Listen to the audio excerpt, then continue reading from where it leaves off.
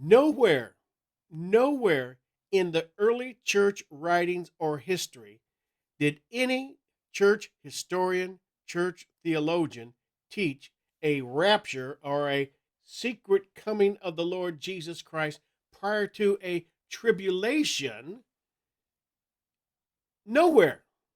And I challenged you last week, go to the website ccel.org, and begin to do the research yourself.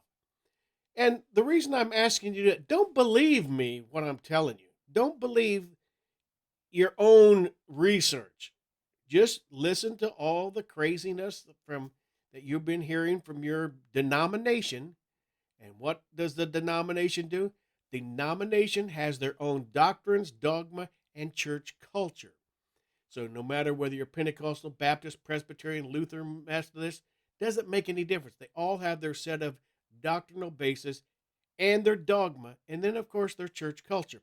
So I want to challenge you. Don't just sit back and go to church week after week and hear, "Oh, Jesus is coming back any day now."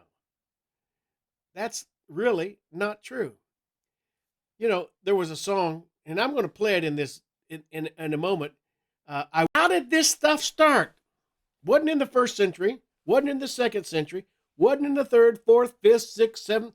It wasn't in church history or church writings. Now, if the early church fathers, if the church writers, the post-Nicene, the ante-Nicene, all the early church authors, none of them, zero, zippity-doo-dah, none of them talked about the rapture as being a coming before a tribulation.